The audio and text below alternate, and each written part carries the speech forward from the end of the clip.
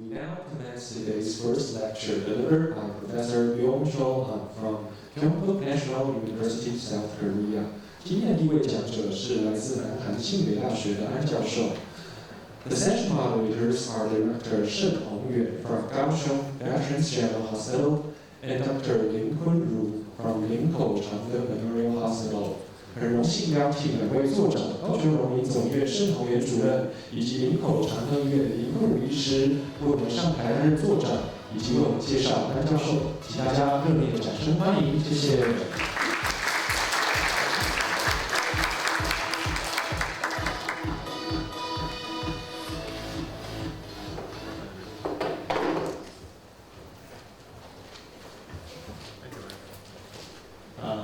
President Wang and dear distinguished guests, I'm very happy the great honor to introduce our first speaker, Professor Ahn.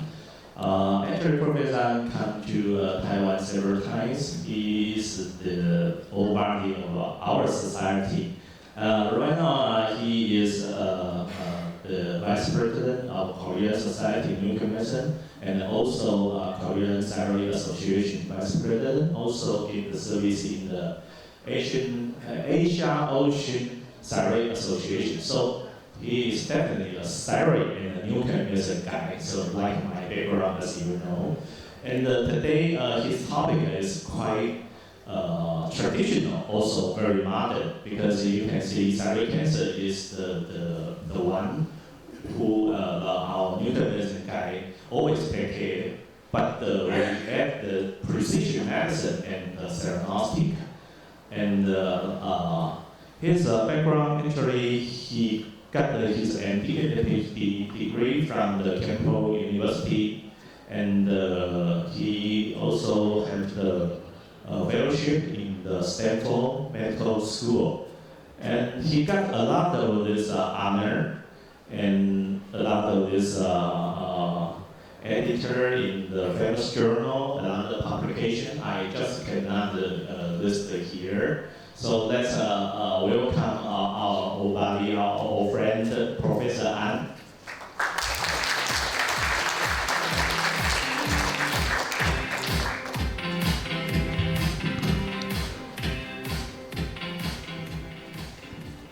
Thanks, sir. First of all, I'm very honored to be here as a speaker of this very big the Society of the Taiwanese Nuclear Medicine.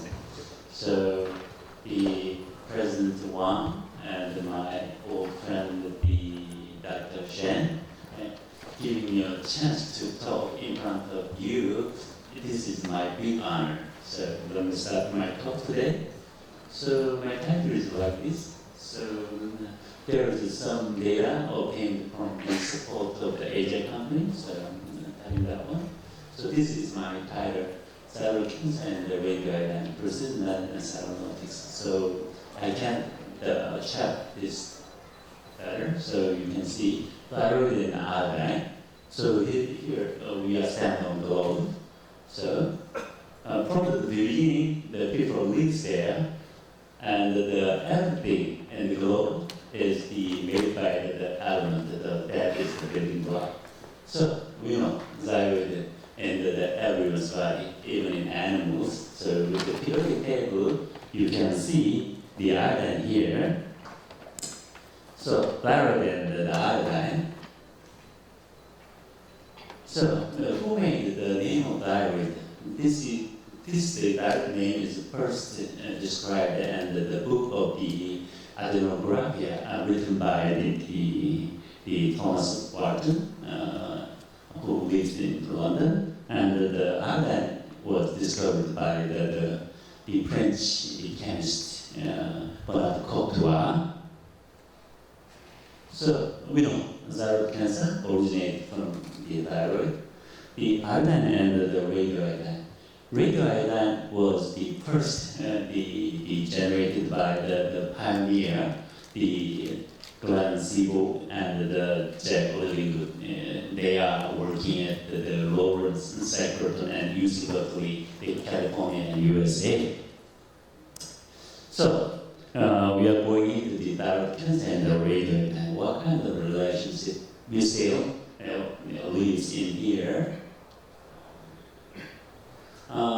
Maybe by that one. Can you guess where is there? Is the United States and the very east part of it. There's Massachusetts and then Boston.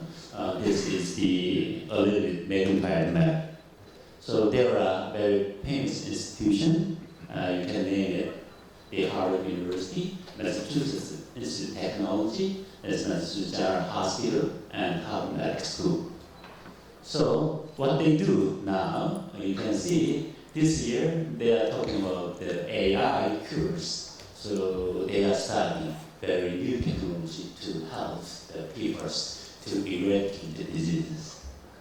So long time back, what they did, so 90 years back, there was the lunch meeting at the Harvard Medical School. He's the Carl Compton. He's the president of the MIT. And actually, he is the brother of the Ars Compton, the nuclear medicine guy, including me. We are very familiar to the Compton effect. He's brother of the scientist. And at the luncheon meeting, the Carl Compton described something about the illicit production of artificial radioactivity by Frederick and Byeong-Cheol Ahn. The Byeong-Cheol Curie, she is the daughter of the Madame Curie. So at the meeting, there is the one very young, the medical guy. His name is Albers. He worked at the NGH, Massachusetts General Hospital, as the thyroid clinician. At the meeting, he made the question, could iodine be made radioactive artificially? 1 month later, the Carl Compton, president of MIT, answered to the question. So on this letter, he said that the iron can be made artificially radioactive, and it can emit gamma and the beta ray. So 2 weeks later, he asked again, and he gave his idea. So hope that iodine, which is made radioactive, could be useful method of therapy in case of the overactive thyroid gland. And then they worked about that could happen. So the Ars Robert, he is a scientist at MIT, they worked together and they made lots of the publication, including this one, radioactive iodine as an indicator in thyroid physiology using the rabbit. And then they also published the metabolism of iodine in Graves' disease. And then finally, this Albers, he tried to treat this lady. You can see her face. Definitely she has the grade of samotity. So he gave the radioiodine and he reported that one 941. And he did more studies like this, and then he published that one on JAMA. We know that this paper, and the radioactive iodine in the study of thyroid physiology, the use of the radioactive iodine in hypothyroidism.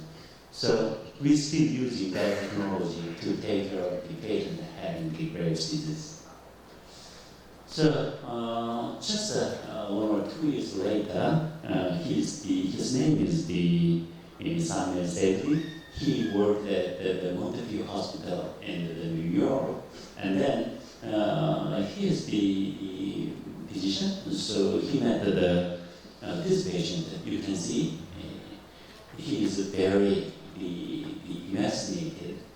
So in fact, he got the thyroid cancer surgery 9 years back, and he has a symptom of tachycardia, tremor due to the thyrotoxicosis.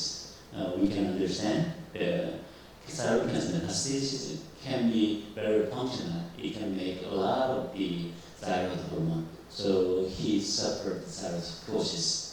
And then they found 8 metastases, maybe much more than that, but at that time they just found the 8. So they think that the metastasis at the lung area, and the rib, and the spine, and the pelvis, and the femur, and the scalp as well.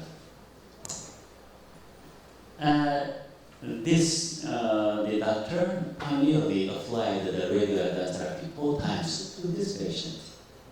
And then, tumor was gone. They did the pathology evaluation. Before radioiodine therapy, you can see a lot of cancer cells. After therapy, they took out the mass area, and they found no cancers there. You can see this patient became like this, just eradicating thyroid cancer, which can make a lot of thyroid hormone. So this story was published in the magazine of Life in 1949. It says that the radioactive chemical brings about the history-making recovery of patient dying from the thyroid tumor. So, magazine of the Life, what's that? So this is not the scientific journal. You can see the cover of the Life journal. She is the Princess Margaret, who she's the sister of the Queen Elizabeth, passed away a couple of years back. So he published his results. You can read that one. Radioactive iodine therapy effect on functional metastasis of iodine carcinoma thyroid. We are applying to kill the thyroid cancer, which cannot be removed by the surgical technique or other technique. We can apply the radioiodine. So move on to the precision medicine and the Theranostics. So most medical treatments have been designed for the average patient. So we can call it the one-size-fits-all, like some kind of research. So here's a nice shoot, very nice. So it could be very good to this guy, but this one size fit to him only, not to others. So we know one size does not fit all. Treatment designed for the average patient can be successful for some patients, but definitely not for the others. So what is the Theranostics? Theranostics is a portmanteau of diagnostic and therapeutics. The term was coined 22 years back by Dr. John Von. He is the CEO of the pharmaceutical company. You can define Theranostics as a diagnostic methodology for personalized therapeutic intervention. So these Theranostics can customize the healthcare practice to an individual patient by eliminating unnecessary treatments, whom a standard therapy is not appropriate. And with this, we can optimize the therapeutic plan for the particular patient. So come back to the title, and we can discuss about the precision medicine. What's that? This is the emerging approach for disease treatment and the prevention that takes into account the individual variability of genes, environment, and the lifestyle for each person. So, 9 years back, the now ex-president of Obama, he made an address in the United States Congress. He said that the doctor have always recognized that every patient is unique, so doctors have always tried to tailor their treatment as best they can to individuals. You can match a blood transfusion to a blood type. That was an important discovery. And then he said, what if matching a cancer cure to our genetic code? So that is important description. So one size fits all approach was done a long time back. So thyroid cancer is there, so it can metastasize to the nearby neck. In that case, maybe we can apply the surgery and then we can cure the disease. But if it can metastasize to very far, in this case, a lot of the metastasis, definitely we are not able to remove every cancer out from this patient. So she is very sad just because it's not easy to make cure to the patient. But still, we can apply the surgery and we can remove every tumor if that can be removed by the surgery. And then we can apply iodine 131. I already mentioned that that was the made by this guy at first. We can just give that one, and luckily it can accumulate to the thyroid cancer tissue. As you can see, can survive. So she is now happy. But this is not always. So you can give, but this is not to the tumor side. So definitely we are not able to make cancer killed. So she is now still sad. And one more thing is that she will experience the adverse effect by the radioiodine therapy. So we can give the radioiodine. So sometimes it can go to the tumor, but maybe not. So sorry about this animation, just because the format of this computer and my computer is different. So animation is a little bit different, please. But just considering the iodine accumulated the cancer tissue, but in this patient, not the tumor side, maybe another side. So she is quite well recovered by that radiotherapy, but she is not. So she will experience adverse effect, and she should pay for these treatments. And she will lose the time for applying this useless treatment in this case. So we have to select the patient who can respond to the radioiodine therapy. So we can apply the radioiodine Theranostics. So we can give the radioiodine to the patient, and then we can get the imaging. So here, both patients have the lung metastasis. And here, radioiodine accumulated lung metastasis. This patient not. So we can forget about this patient. Just focus on this patient. And then we can give the therapeutic radioiodine. We can call it iodine 131. And then we can treat the tumor. So she is now happy. So another thing is that we have to think about how much iodine 131 should give to the patients.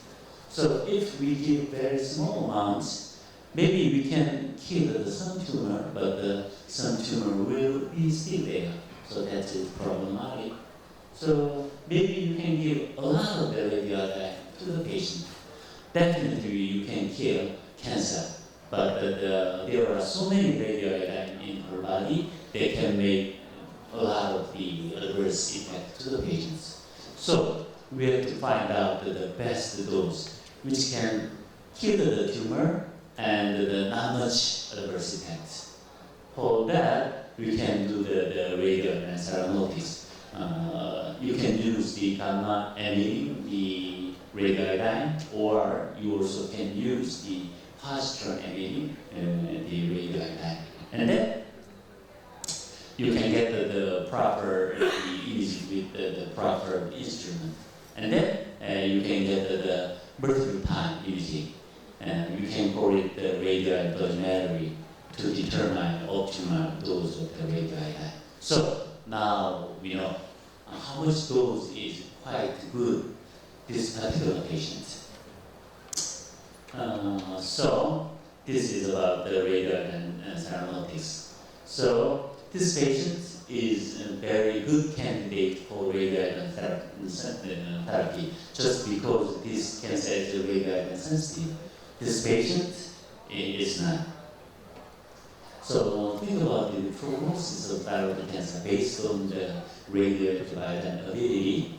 So radioiodine sensitive people, 10 years survival rate is around 6%. But the radioiodine refractory patients, iodine uptake was not there, so 10 years survival rate is around 10%. So the radioiodine uptake reason can be attained negative imaging by the radioiodine therapy. In that case, 10 years survival rate is approaching the 90%. But a lot of the first iodine uptake reason may lose the radioiodine ability and did not obtain negative imaging. So in that case, prognosis 10 years survival is around 30%.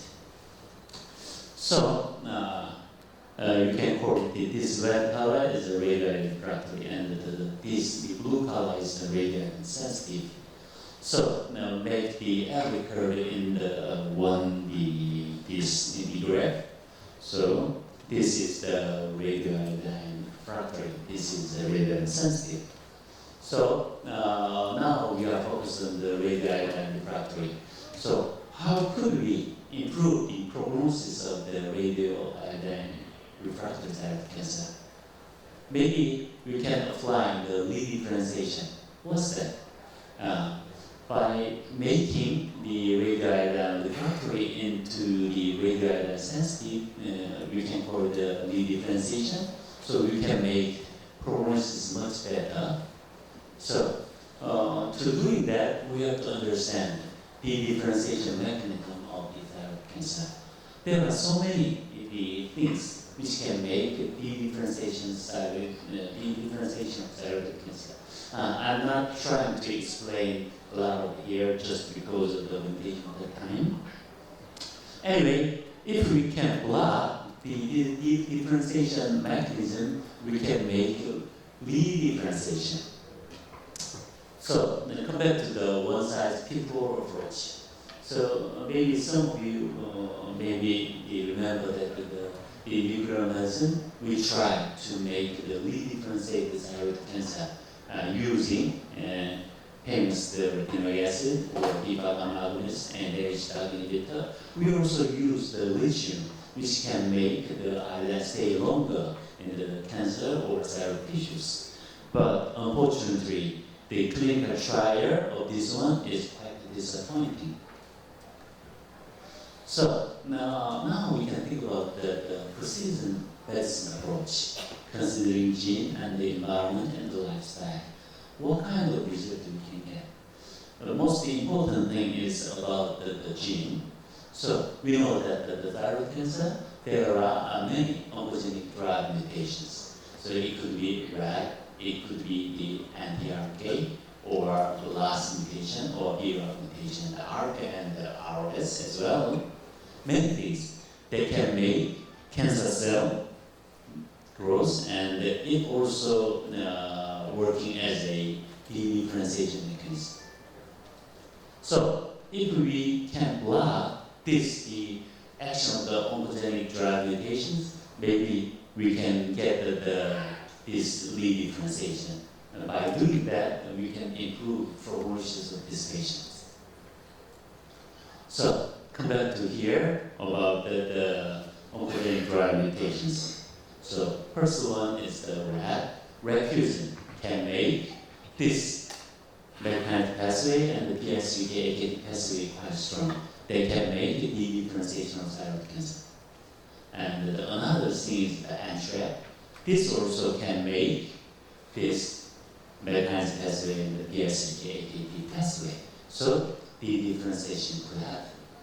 The other things like R and RS and the RAS mutation, we are all the same.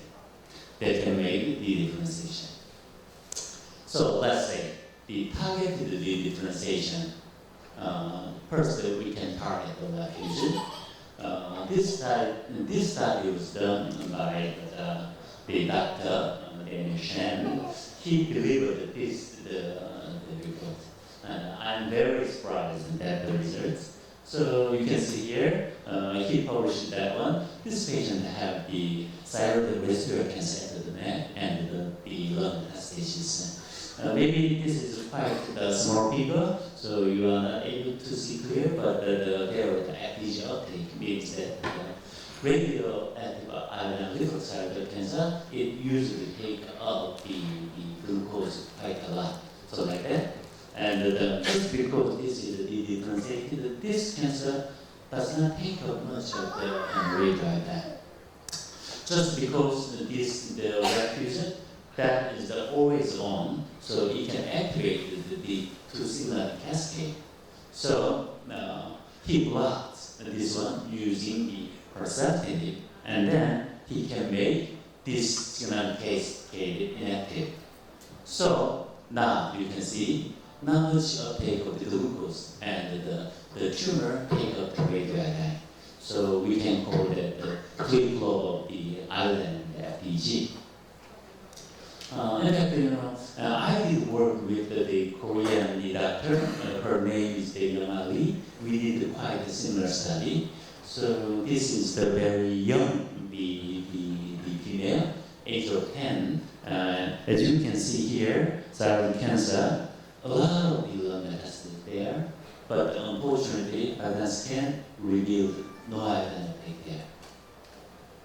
So we try to block the red fusion using the separate different kinase inhibitor, but that is selectively inhibit the red, and then it inactivated this pathway, and now you can see a lot of iodine accumulation there. So now the young female is happy. So another thing is targeting NTRK. So NTRK the same, it can make this mechanism pathway, and the PLSFK, aka the mTOR pathway is strong. So dedifferentiation. Case 1 and case 2. You are not able to see any accumulation of the iodine at the lung area, but in fact this patient have a lot of the lung metastasis. So it can be blocked, this activity, by a lot of tracking. It specifically blocked the NTRK activity. So, inactivity of that one make iodine uptake again there. So, another target could be BRAF. This is the most popular mutation in thyroid cancer. So, it could be very important strategy. So, this study was done by the French doctor, Sophie Leroux, and as you can see, iodine 124 PET. So you can see uptakes at the thyroid area. Definitely there should be some cancer, maybe residual thyroid cancer tissue as well. But some uptake, not much uptake at the lung. In fact, the patient have a lot of the metastasis. She also has the metastasis at the skull. So the SOPI blocked this one. BRAF activity and the NK activity using BRAF, the directly, and the NK block that activity using the theranostics. So you can see here a very strong bar is the inhibited, and then they got the discrimination. Same things, iodine 124 PET, 124 PET. You can see much more iodine uptake at the lung, even if you are not able to see any uptake at the skull. Very strong they get there. So they did the pathology study. So before the pharmacology intervention, sodium iodide simple expression, that is quite the very famous, the thyroid specific gene. So at the pharmacology intervention, you can see very strong the staining of the sodium symbol. So, it might be better to check the effect of the dabrafenib and the trametinib inhibiting BRAF and the NK for redifferentiation. I think that it can be predicted by this imaging. So, we can call it precision medicine through radioiodine Theranostics. So, we don't need to get the tissue from the patient. Just the imaging is good enough for check the different stages. So we discussed about the targeted differentiation in thyroid cancers. There are so many kinase inhibitors and block that one, so we can consider the oncogenic mutation. But we have to think about it. Is that the only method we can apply? So maybe we can apply the proteomic profile. So come back to the kinase inhibitor. We know that the very famous decision, the select trial using sorafenib and lenvatinib to treat the radioactive refractory thyroid cancer. So decision, it shows that the sorafenib effect for the prolongation of the progression-free survival. Not very much, but in case of the lenvatinib, quite the prolongation of that one. So what's the difference? So you can see the mode action of the sorafenib and lenvatinib. One difference is the lenvatinib can block the FGFR, but the sorafenib does nothing. So I think that this FGFR might be very important for thyroid cancer progression and the thyroid cancer differentiation status. So the thyroid, that is the chemical developed by Eisai, is the lenvatinib and thyroid. Both has the name of the starting with the E. Is developed by the company of Eisai. So thyroid can block. So I thought that maybe it can be used the lead differentiation of thyroid cancer. So lenvatinib can block that one. Why we have to use the thyroid? And that is what is the good thing of the selective kinase inhibitor than the multi-kinase inhibitor? We know selective kinase inhibitor could better efficacy, and it has less toxicity than multi-kinase inhibitor. So it's better to use the selective one. So I did this study with my postdoc. So we gathered all the anaparathyroid cancer and parathyroid cancer, and then we checked the expression level of FGFR. And then we found that on the APC, BHT101, it has expressed quite much of the FGFR. And in case of the BPC, the BHP10 3M expressed quite much FGFR. So first, with these two cells having a lot of expression of FGFR, we blocked the action of the FGFR using the siRNA. Definitely, it can be blocked the expression of FGFR. If we block that one, you can see more expression of sodium iodine fluoride and more expression of thyroid-related protein like the TSH receptor and the peroxidase and thyroid-specific transcription factors, both cell in the anaparathyroid cancer and parathyroid cancer. And then we blocked the FGFR activity using phosphoramidine, small d molecule, not the siRNA. The result is quite the same. So by blocking that one using phosphoramidine, this expression more and thyroid-specific protein expression more in both anaplastic and parathyroid cancer. And then we did the iodine uptake.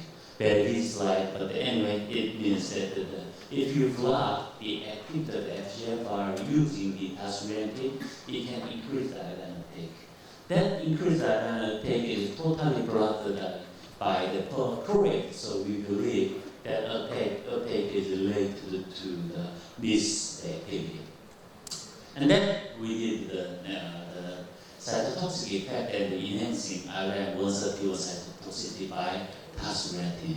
So with just the drug, not much cancer cell died, but the combined therapy with the thyroid plus iodine 131, you can see a lot of the cancer cell reduction.